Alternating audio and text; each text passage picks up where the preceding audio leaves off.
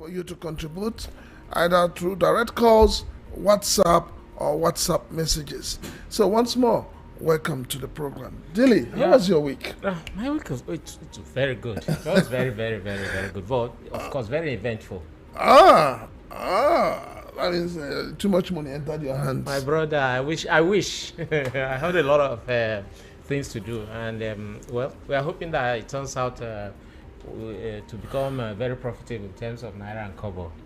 Like Francis said, we have a seasoned practitioner within the industry, Mr. Yinka Adeyinka Rehu. He's the president of Comtoa, and Comtoa is a council of maritime truck unions and associations. He's here to talk about a whole lot of things concerning transportation within the maritime sector. Over the past few weeks, we've had issues of return of the gridlock along the Apapa corridor of within the Nigerian Ports Authority area, and so here to talk about it and talk about all the things that affect their business in terms of government policy, in terms of maybe even members not complying with the rules and regulations, and everything that has to do with trucking and the maritime business. I hear they're responsible for blocking the road with their trucks.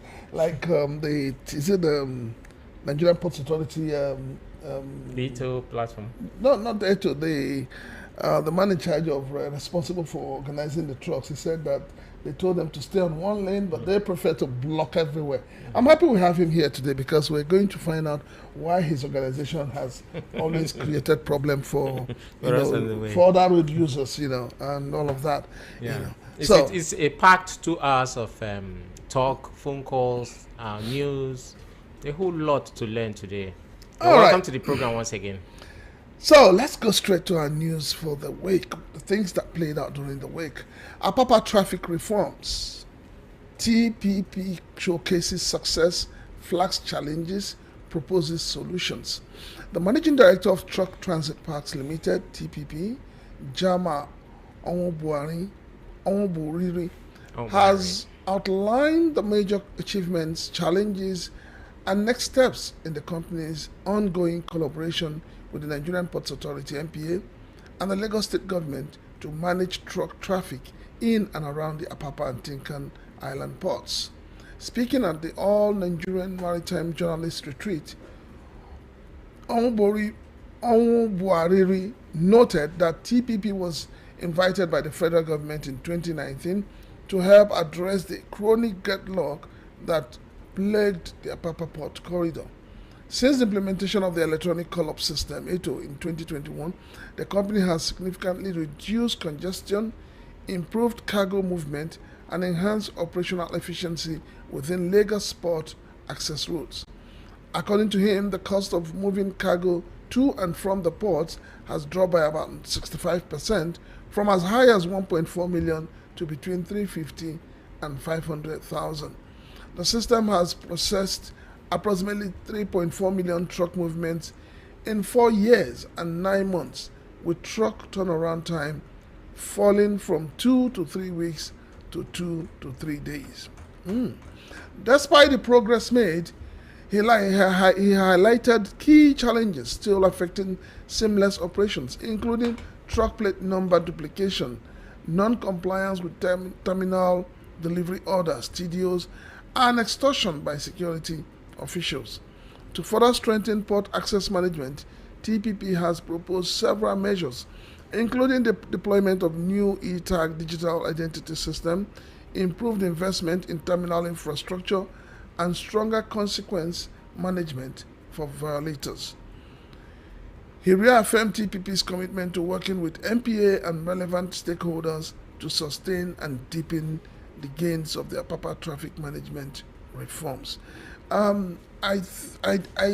would say this, that before now we've not heard from the management of TTP in terms of their achievement, in terms of easing the traffic gridlock and all of that. But I think this is coming at a time when I hear that the agreement between them and the Nigerian Ports Authority is coming to an end. Yeah, it's about to And expire. yes, and it's a Nigerian thing. When things are about to expire, people tend to showcase. Try to showcase their achievements. Exactly what makes them want to remain in the industry. But I personally, from what I've observed, I think TPP has not been sincere with Nigerians with this report, because I know what it took the former controller of Apapa, Tinkan, there and Nadi. Apapa, yeah, there and Nadi. That's Tinkan. Tinkan, yes, I know what it took him to ensure that we had access. Sanity along the Yeah, access so routes. for TPP to come and be claiming this, something is wrong somewhere. But it's their news. It's what they want us to hear. But we still believe that some things are not in place. Yeah, in other news, we have customs intercepts 25.5 kilogram of cocaine from Brazilian vessel MV San Antonio, hands over drug to the Nigerian National Drug Law Enforcement Agency. The Apapa command of the Nigerian Customs Service has successfully intercepted 25.5 kilograms of cocaine concealed aboard the Brazilian ship MV San Antonio. The narcotics, carefully packaged into 24 parcels and hidden within 5 bags, were discovered during intelligence-driven inspections leading to the vessel's detention. This was contained in a statement by Chief Superintendent of Customs Issa Suleiman, the command's public relations officer.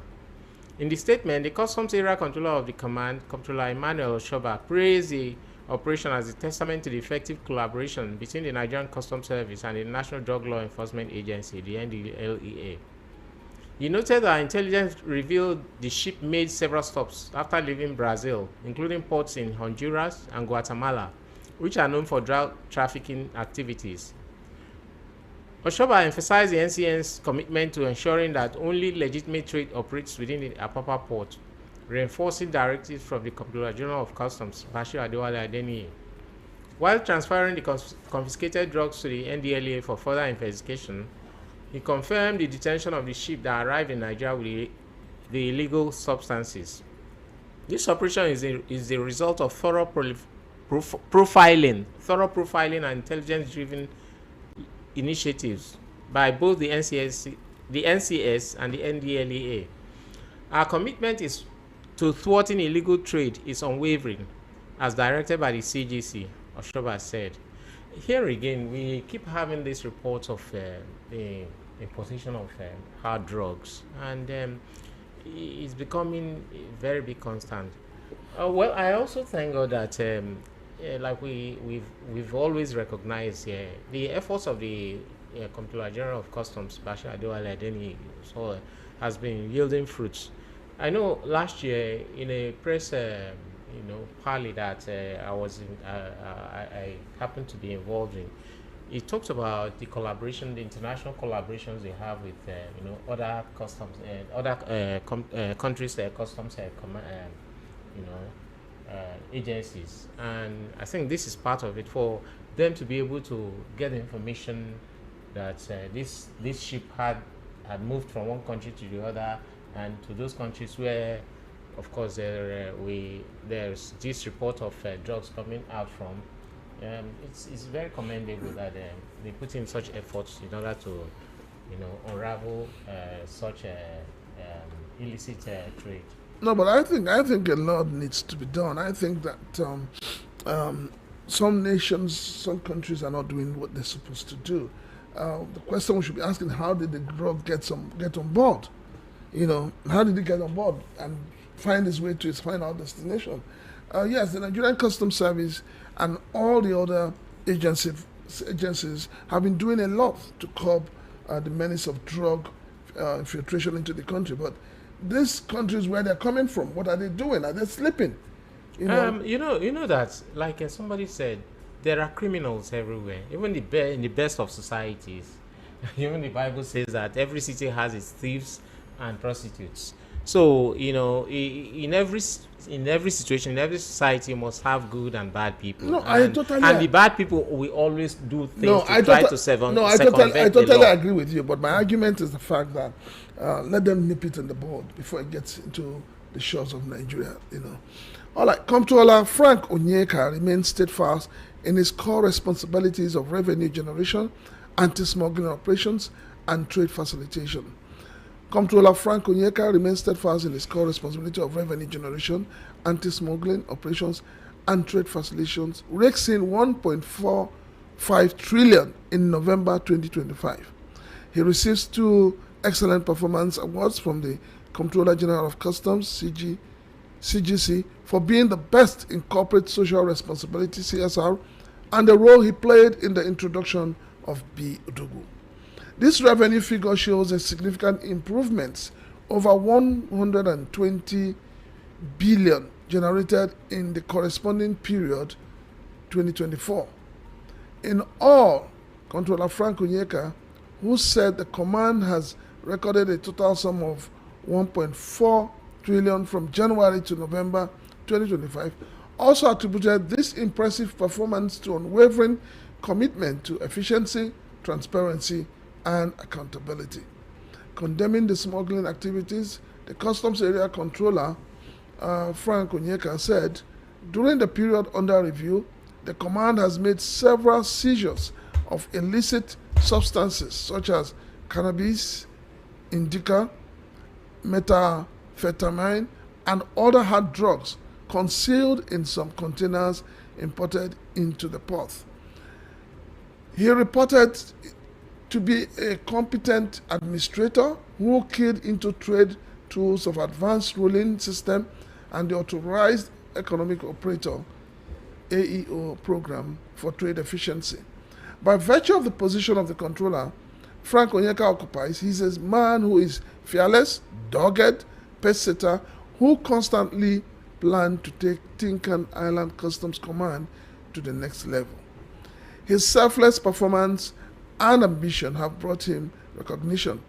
What is significant about him is the fact that he keeps strengthening the robust working relationship among agencies of government for peaceful working environment to promote revenue generation and block revenue loopholes and leakages.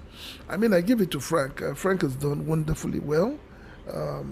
He has shown the tenacity that is required to run a port as busy as the Tinkan. And congratulations to him and his team for the award. Actually, there's a small information missing there in that report. For November 2025, the amount made the generated revenue is 135 billion naira. That's for November of 2025. 135 billion 210,533 135 billion 210 million 533,902 naira point 89 kobo. That's the figure for November 2025. The 120,000 naira 120,000 billion is the corresponding amount realized in 2024. So that is a revenue generated, which means that they've generated more than they did in November of 2024. And the year they've gotten about 1.45 trillion naira from January to November, which is quite impressive. It's never been done in that command before, and then the able controller keeps performing impressively. In other news, ex-minister warns maritime challenges slowing Nigeria's blue economy.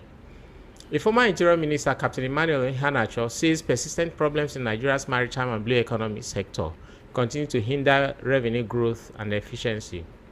Iheanacho, a retired merchant navy captain, listed aging infrastructure, dependence on road haulage, and weak private sector involvement as major obstacles. He spoke at the Maritime Reporters Association of Nigeria Maran book launch on the 50 drivers of Nigeria's marine and blue economy held in Lagos on Thursday. The launch celebrated innovators and institutions steering Nigeria's marine economy and shaping national maritime progress. Ihana just said 2025 began with a landmark policy that reset the nation's approach to developing its coastal and inland waters. The policy became a compass guiding maritime trade, aquaculture, blue tourism, and clean ocean energy while promising new jobs, he said. He added that experts projected annual earnings of 44 billion naira, $44 billion, but warned that only strong governance and real private sector partnerships can unlock this potential. He said the government had moved to rebuild Apapa and Tinkan ports, which procurement advancing for the long neglected eastern ports. With procurement advancing for the long neglected eastern ports. Yeah, I think that last point he made there is it's vital. The eastern ports have over time have been neglected. I know viewers, listeners always call in to talk about why those ports have not been given attention as needed. Yeah, those places need to be given attention. It's in the news. We will come to it. It's in the news where I think Lagos State government is also being criticized for the position they are taking. Yes, yeah. against the war report being developed. Yeah. KLT Customs Command records smooth leadership transition as new acting Customs Area Controller resumes duty. The Kirikiri Lighter Terminal, KLT Command of the Nigerian Customs Service on Friday, December 5th, 2025, conducted a formal handing over and taking over ceremony, marking the assumption of office by the newly posted Acting Customs Area Controller, Deputy Controller B.L. Adigun. He took over from Assistant Controller General E.J.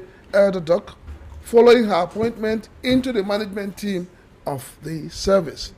The ceremony held at the Command's Conference Hall brought together senior officers, representatives of partner agencies, and key stakeholders who convened to witness a smooth and orderly transition of leadership in line with customs administrative tradition.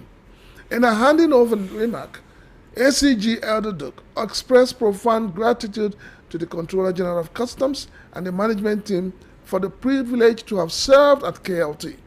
She described her tenure as fulfilling and impactful, noting that the progress recorded at the command was made possible through teamwork, professionalism, and the consistent support of officers and stakeholders. She urged everyone to extend the same cooperation and loyalty to the incoming Customs Area Controller. In his acceptance speech, the Acting Customs Area Controller, Deputy Controller B.L. Adigun, thanked the Controller General of Customs for the confidence reposed in him. He commended ACG Elderduck for her exemplary and results-driven leadership and assured stakeholders of his determination to continue to consolidate and build on the achievements of the command. He stated that his administration would prioritize revenue generation, trade facilitation, anti-smuggling efforts, and operational integrity. He called for continuous collaboration with stakeholders and charged officers to remain disciplined, focused, and committed to the service's mandate. With the assumption of office of new Acting Customs Area Controller, the Kirikiri Lighter Terminal Command looks forward to sustained progress, strengthened partnership, and enhanced service delivery going forward. I mean, it was quite interesting because I was there, okay. And I'll tell you that the outgoing controller, who is now an ACG. Joy Elderduck, she really took the command to another height, okay. And I believe that it was what the CG saw, and the management team saw and said, no, this woman deserves needs to be given elevation. Yeah, and that's why she promoted to ACG, and we hope that she will do better in moving the Nigerian customs forward. And for the incoming Bolaji Adigun is quite a gentleman, and I see him surpassing what Frank Onyeka is doing in Tinkan.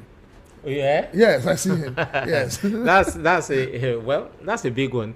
Let's hope so. My appointment as WCO chair, honor and recognition for Nigeria, NCS, CG Customs. The chairperson of the World Customs Organization Council, Dr. Adewale Adeni, said his recent election signals a broader recognition of the growing reform-driven credibility of African customs administrations, with Nigeria's recent modernization efforts serving as a strong example of the continent's readiness to influence global customs policies. Speaking exclusively on WCO Global Interview Session, Adeni said the confidence expressed in him by member nations reflects not only personal honor, but also the significant progress made by Nigeria in aligning its systems, procedures, and priorities with international best practices.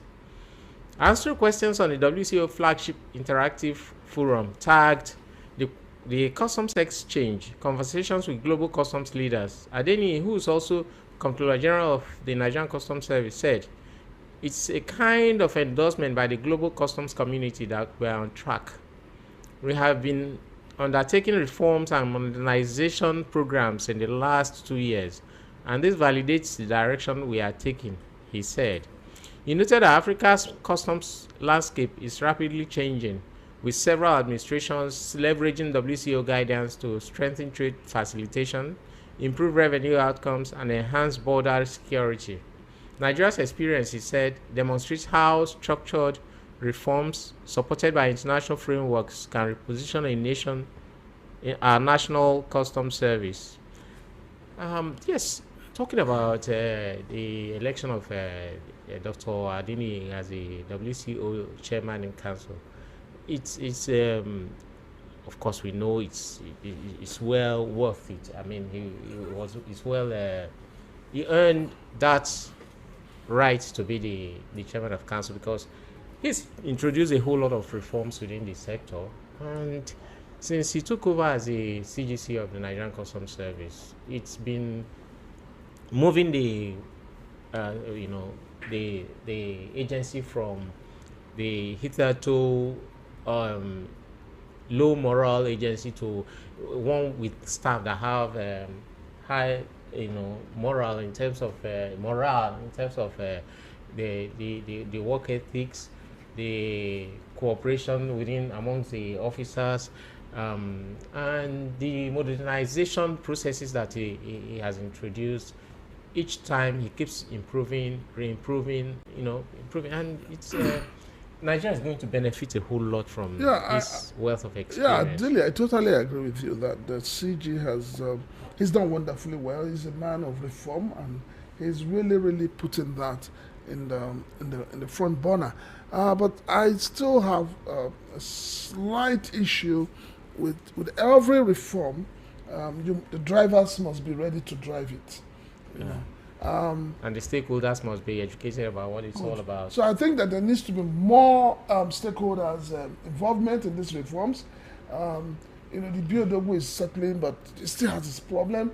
The National Open Window will soon come in. So there needs to be more. I know they're saying March, but we need to have serious stakeholders' involvement. And then I think it is high time that the CG needs to define the status of KLT, because you can't have a KLT as a command, and they can't move containers on Transaya. So you find every controller in KLT needs to go to Apapa and go to Tinkan to beg for them to release containers to them. So we keep asking, is KLT a command or a bonded warehouse? And I think that it's time the CG comes out, because there are a lot of people who have their terminals attached to KLT, and so when they don't have business to do, they spend so much money, putting their terminals together. So I think the CG needs to look into it. He really needs to look into it, because also part of the reforms he's making, so that let KLT be treated as a full company, because you have officers, men and officers of the custom service working there, collecting salary. So if you don't allow jobs to get to them, they should earn their pay. Thank you. All right. Why Europe is blocking more Nigerian goods at its borders? Nigeria's exports continue to face repeated rejection in European Union markets, a challenge caused by consistent quality failures, weak regulatory enforcement, and heavy dependence on raw commodities. New trade figures further show that while export values expressed in naira have risen sharply, dollar earnings have continued to decline, undermining Nigeria's competitiveness abroad. Meanwhile, South Africa remains one of the African countries with the highest rate of export acceptance in Nigeria and the EU, highlighting the gaps between both economies, standards, and certification systems. According to data from International Trade Center (ITC), Nigeria's export earnings fell for a second consecutive year in 2024, dropping by 8.5% to 57.9 billion. The figure had already declined from 63.3 billion in 2022 to 60.65 billion in 2023. In naira terms, however, total exports rose from 26.8 trillion in 2022 to 36 trillion in 2023 and surged to 77.4 trillion in 2024. These increases reflect naira's steep depreciation, not an improvement in the volume of acceptance of Nigerian goods overseas. Yeah. Yeah. This is, it doesn't look quite good for our goods to be, rejected in European countries. Um, from my little observation, my little finding, when it comes to agricultural products, we need to be a little bit more circumspect, and we should also try to meet the standard of packaging as required by these European countries, so that these goods will not be rejected there. And again, the issue of delays along the way, that cause some of these goods, because some of these goods are perishable goods. I know. Yeah, farm produce that are I being. think the delay is more from our side because Yes. you talk about documentation. Yes, that's you talk what I'm about, talking about. yes. Yeah, on the Nigerian, on the Nigerian Nigerian side, side. we should do the best we can so that these goods don't get rejected over It there. boils down to the system. I mean, there are too many bottlenecks that are stopping and preventing these goods from leaving when they should leave. So the government needs to look into it in order to, in terms of, like I said, certification, documentation, even preservation, packaging. It's very important. Yeah. So I think government needs to come in and help exporters in order to meet international standards. Moving on, court jails narcos cargo manager for drug trafficking. This is a serious one. A cargo manager with the Nigerian Aviation Handling Company (PLC) (NACO), Adakole Sunday Oguche, has been convicted and sentenced to 3 years imprisonment. Adakole Sunday Oguche was sentenced for stealing and trafficking in 25 kilograms of ephedrine hydrochloride, a prohibited substance similar to cocaine and heroin.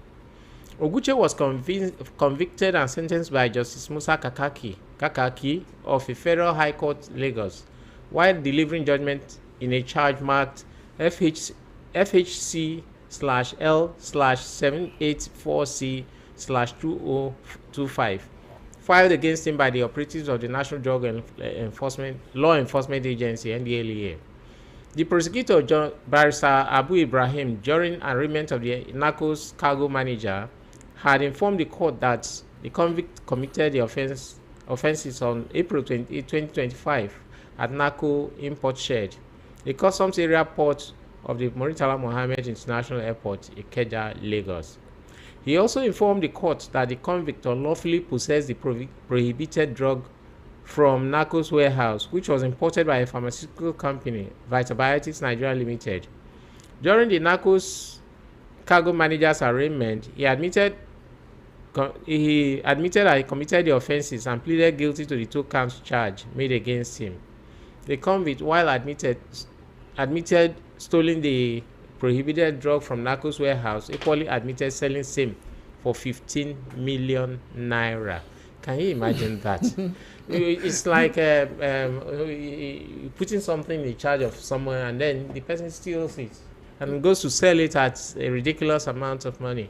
I mean, it's that's really terrible. No, for me, it's not about the selling, but about the fact that he had the Trust has been breached. yes, the temerity to steal, and we're not talking just about any other staff. A manager. We're talking of a manager, a man with high responsibility. I am happy that the court has been able to find him guilty, but it brings us back to the issue of corruption in the system.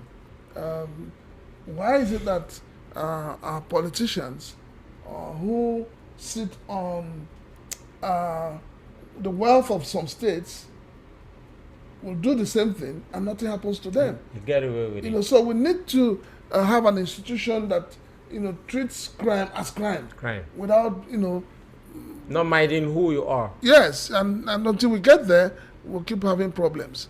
Nigeria advances national single window project, targets regional trade leadership.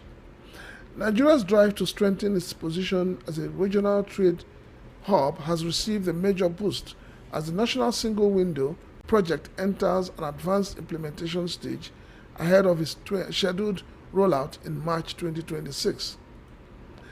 The national single window platform, internationally regarded as a key tool for simplifying and harmonizing cross-border trade processes, is currently undergoing active testing and configuration.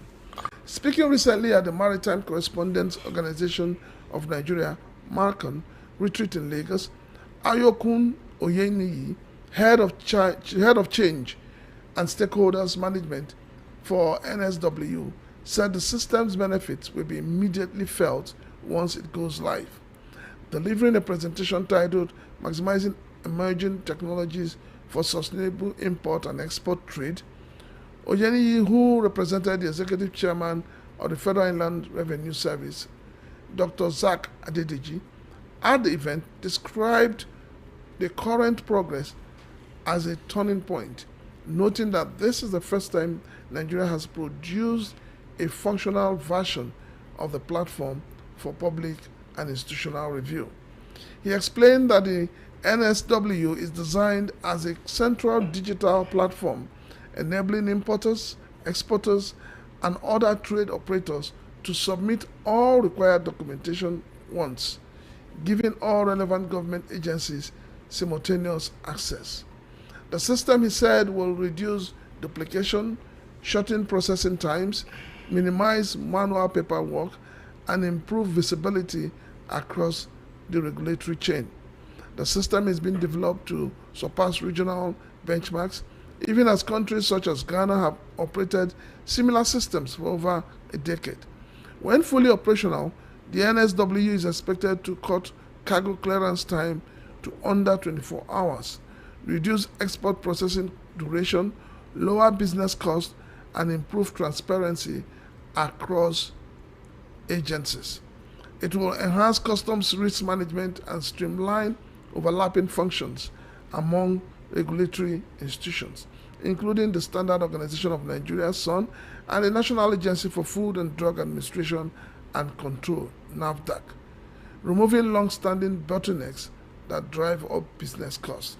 I mean, for me, anything that would ensure that importers and exporters don't pay demurrage is a welcome development. Yeah. And I think this is what the NSW stands for.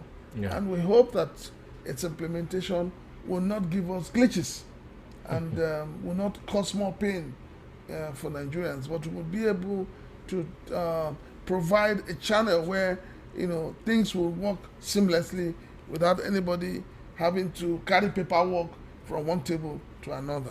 Yeah, this is coming into effect from next year, March. And like you raised an issue a moment ago when we were talking about the CGC's appointment as the chairman in council of WCO. The issue you raised was about educating the stakeholders and making them all to be totally aware of the programs that are being introduced. I think this is an area where the National Single Window Project people are doing quite fantastically well. I've been involved in one or two of their sessions where at different fora where they try to educate people and get them to be ready for the launch of the National Single Window. It's quite commendable. The NSC recovers 2.06 billion naira, resolved 26 cases in third quarter. The Nigerian Shippers Council (NSC) said it recovered over 2.059 billion naira for shippers through interventions handled by its complaints unit in the third quarter of 2025. The recovery, achieved through alternative dispute resolution mechanisms, reflects the Council's sustained drive to protect shippers from arbitrary charges and operational infractions within the maritime sector. The Council had earlier announced that it successfully saved shippers over 175.8 billion naira and $30,000 in the second quarter of 2025 through its interventions in complaints lodged by stakeholders in the nation's maritime industry.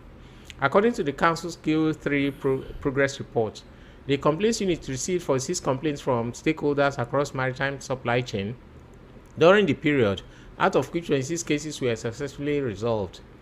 The remaining cases, the Council noted, are undergoing further scrutiny due to incomplete documentation and the need for verification from relevant agencies.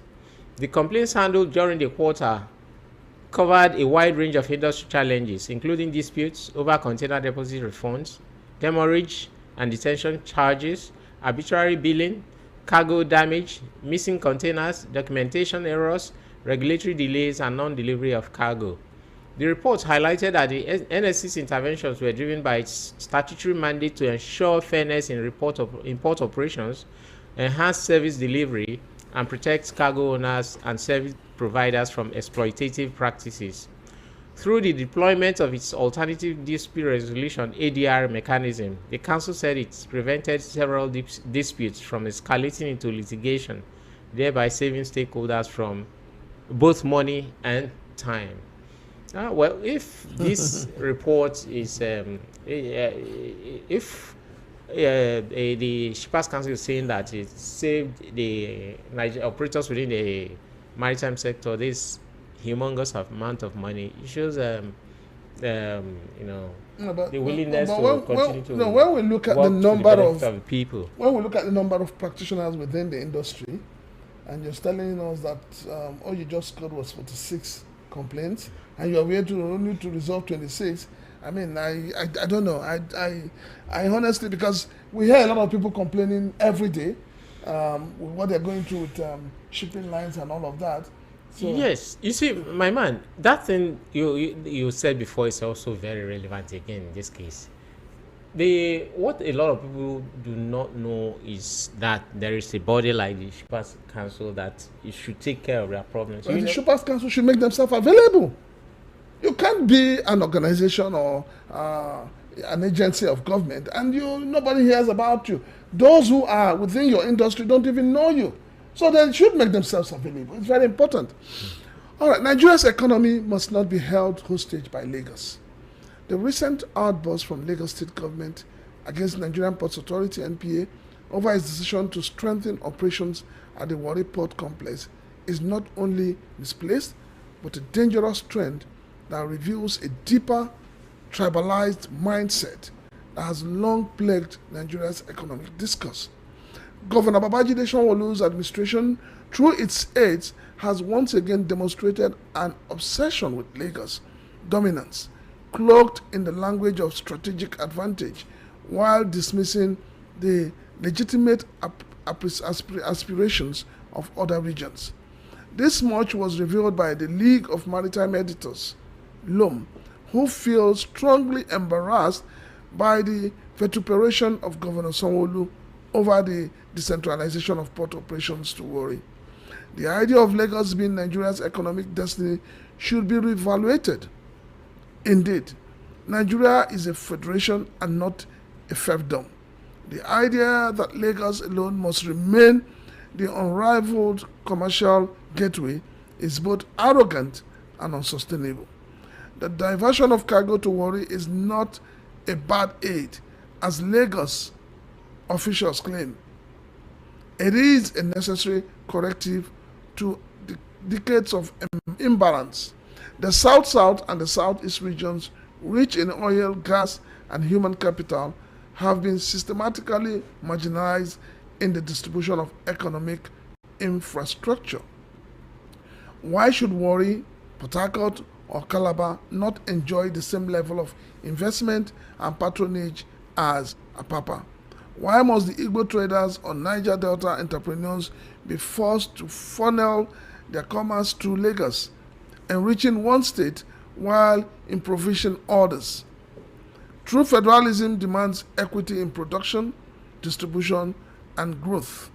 Lagos cannot continue to monopolize Nigeria's maritime lifeline. I mean, I totally agree with this. Totally. I think the governor goofed on this. He got it totally wrong, and he should retrace his steps, because we keep talking about unity, one nation, one Nigeria, and you find the governor saying you can't develop other areas just because of the interest of his own state. Everybody is actually preaching decentralization, and that is should also include the ports, the activities at the ports being decentralized. You can't have, besides, because of the quantity of business being done in Lagos through the Lagos ports, it's causing a whole lot of congestion on the roads, on the infrastructure, a whole lot of pressure within the system. So there's the need for other ports to be allowed to function properly. All right, to our listeners, it's still the Maritime and Border show. And we're just giving you the news. We're going to go into the segment where we discuss why we're here, and we're going to be talking on the issue of gridlock, which is going to be based more on somersault of policies. Who do we hold responsible? Is it the truckers? Is it the transporters? Or are we going to be holding government responsible? Dilly? Yeah, of course. When it comes to policy, of course, we know who to hold responsible there. It's the government, of course. But the policy is one thing. Implementation is another thing. And in implementation, of course, we have both the government and both the government and the individual stakeholders who properly acquit themselves with the way it is implemented, or choose to do go the wrong way.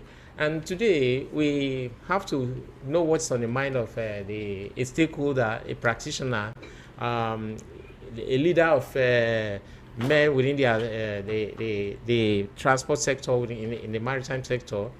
And he is Mr. Deyinka Reun. He's the president of COMTUA, the Council of Maritime Truck Owners and Maritime Truck Unions and Associations.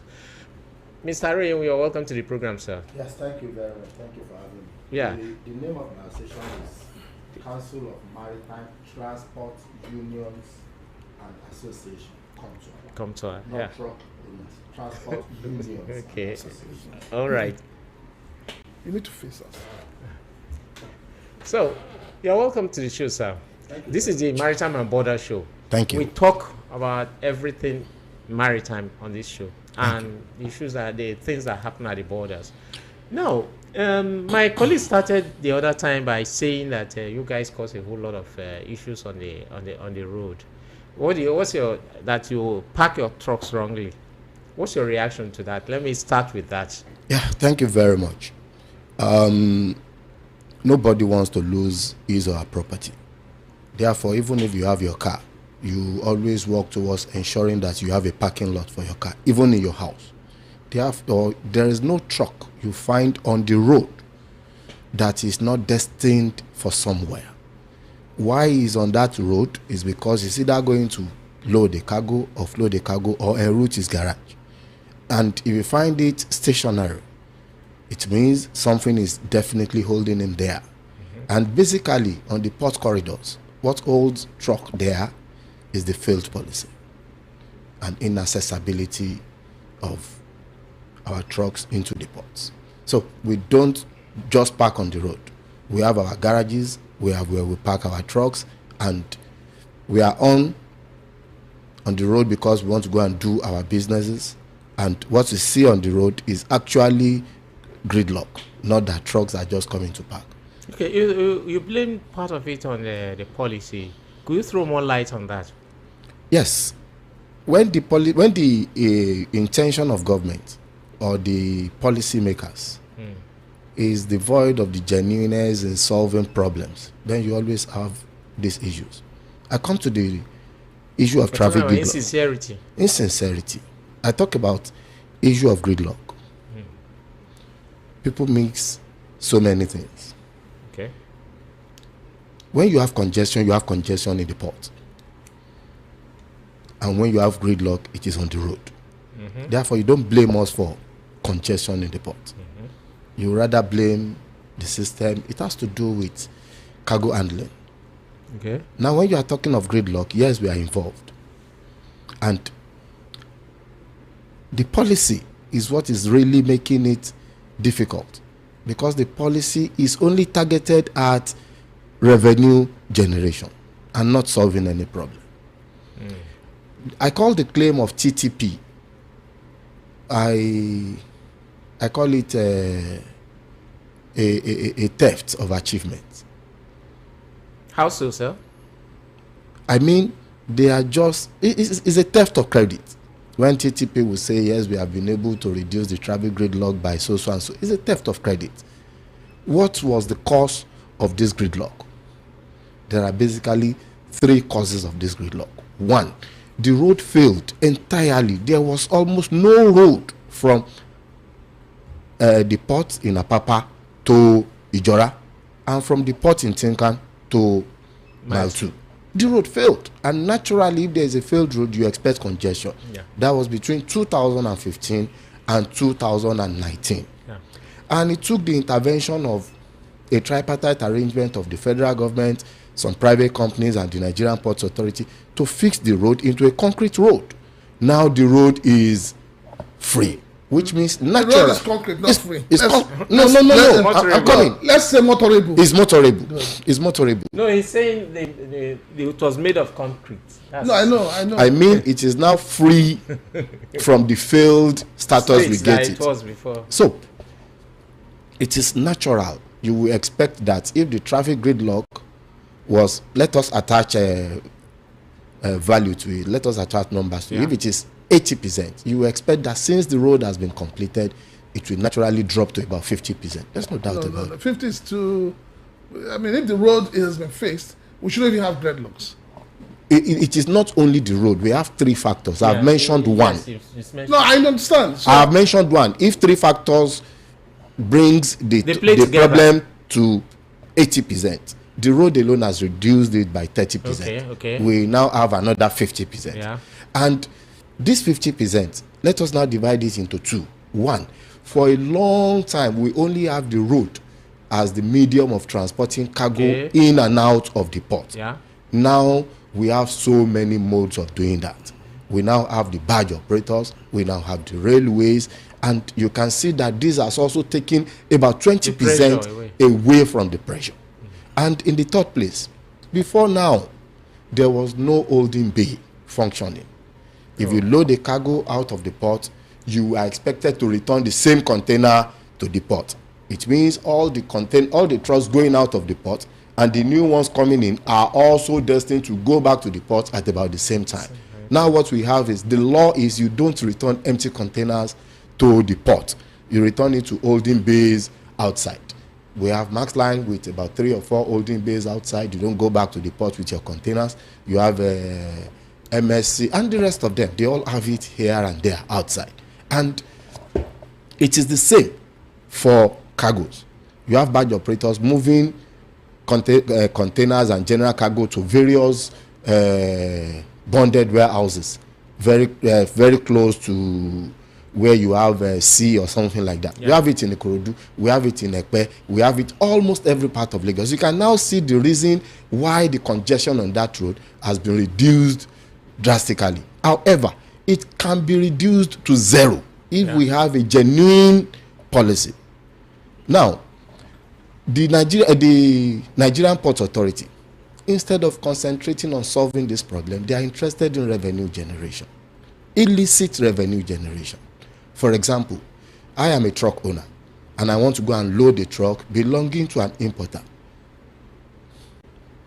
Should I remind you that this cargo I'm going to carry has paid for all the dues that is expected, including terminal handling charges, which is for Nigerian Ports Authority. Yeah.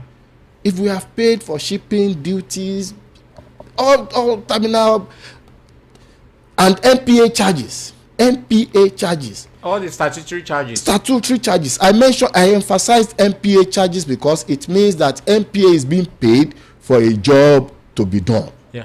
Now the owner now gives me a TDO to go and load this job. NPA is now saying before I go into the port, I must pay to NPA through TTP to come into the port. A private organization. Where on earth, apart from Nigeria, is this happening? Where? Now, because they want to generate this revenue, you can just hear, let's do a simple calculation, even though they are not sincere.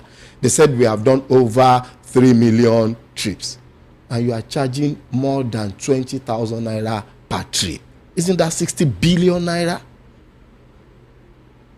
So the interest is on that money. Okay, sir. Hold on. Just hold your yes. Let me ask you this question.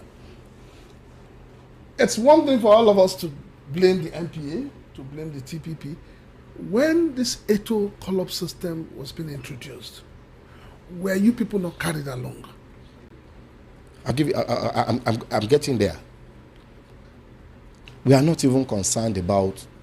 There's nobody that is against digitalizing the port or electronic way of doing things. We all support this idea. The only caveat is Nigerian Ports Authority, you cannot handle this effectively. I'll tell you why. Let me give you one of the examples. If I book on Metro now that I'm going to, for example, Epimola, I pay for the booking, 10,000 naira. Now they will ask me, are you going there to drop an empty container? And I'll tell them, yes, I'm going to drop an empty container on behalf of the shipping company.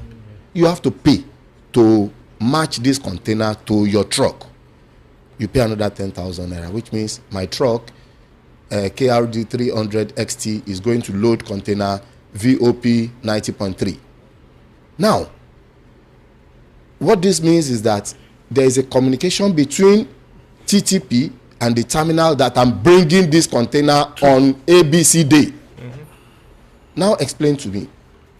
You will now get to the entrance of this terminal. They will tell you we are not expecting 40-feet container this week, which means the truck will be on the road for the next 1 week till the terminal is ready to receive the 40-feet container. It means there's a disconnect between the terminal and TTP. That is why we are telling you it is not going to work. The terminal operators should be the one that will prepare a call-up to tell me to bring their container. And at this instance, they will not be able to say we are not accepting because they are already expecting it. So when you now find these trucks on the road because they are not accepting their containers in the terminal, you find them on the road. There's no way you go back. Because what's the reason for the lacuna? Is it lack of communication, or is it that they are not really working, or is it that somebody wants to make money somewhere? No. Okay. What's the problem, sir? It is purely because the Nigerian Ports Authority want to generate illicit revenue. It is fraud. I'll give you this. Let me say I am a terminal operator. The name of my terminal is Adeyinka. I am expected to offload from vessels into my shed, arrange my terminal, load cargoes, and offload empty containers. Of course, as an entrepreneur, I will organize my schedule. Yeah. And if I organize my schedule, it may be on my schedule that on Monday, I don't receive empty containers. You don't force me to do that. And you don't say because you want to generate revenue, you have to push containers to my terminal against my schedule.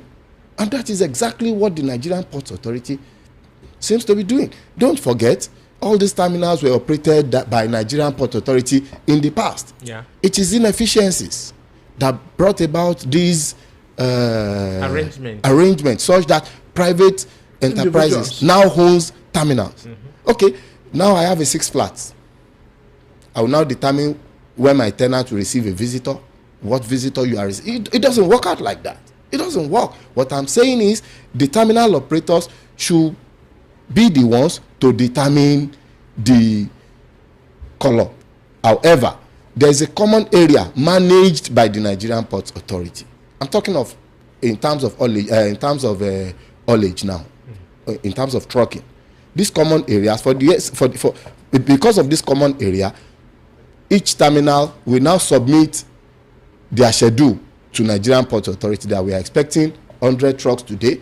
This one we say we are expecting 200 trucks. It is on this that the Nigerian Ports Authority will admit trucks into these common areas. It is not that you will just say, okay, Mr. Tommy, whatever you are doing today, you must offload the 40 feet of empty container. It doesn't work. So our own is we want things digitalized. We want the terminal operators to be able to communicate with MPA without necessarily using papers through telecommunication or computer to say, okay, we are expecting truck number A, B, C, and D.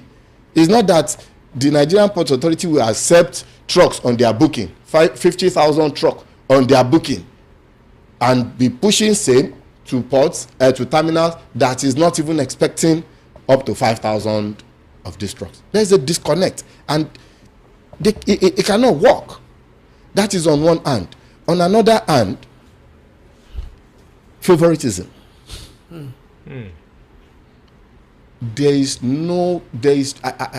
I challenge anybody to come and say that if this process of TTP is followed, your truck can visit the port more than 2 times in a month. It's not possible. Yeah. There's no truck except the special people, trucks owned by personnel of MPA, TTP, discreetly through some of our people, except those, and the ones that are branded the military color, claiming they are moving military equipment. Why we have challenged military, and military said we only have 16 trucks, and you have these trucks numbering about 500, except those. Outside that, genuine business people making a booking for TTP, you cannot do more than 2 trips in a month. So how do they survive? That is where we are. Now we will now see compromises, you will now see racketeering, and that is what we are doing. Okay, for example, put yourself in our shoes. An average truck, CNG now will cost about 150 million. If you are getting one for a 5-year term, it means you pay an average of 4 million naira per month for 5 years. And you can only work 2 times in a month. How do you survive this? And that is why you see our drivers, our truck owners showing desperation, and trying to compromise to be able to survive. It is that difficult. It is that bad. In another way, let me tell you some other things we are facing. There is invasion in our industry. Invasion by who? Invasion by foreigners. Invasion by foreigners. There is cabotage law that limits the investment of foreigners to shipping. Yeah. And terminals. However, the same company owns the ship, the vessel owns the container. They now own the trucks.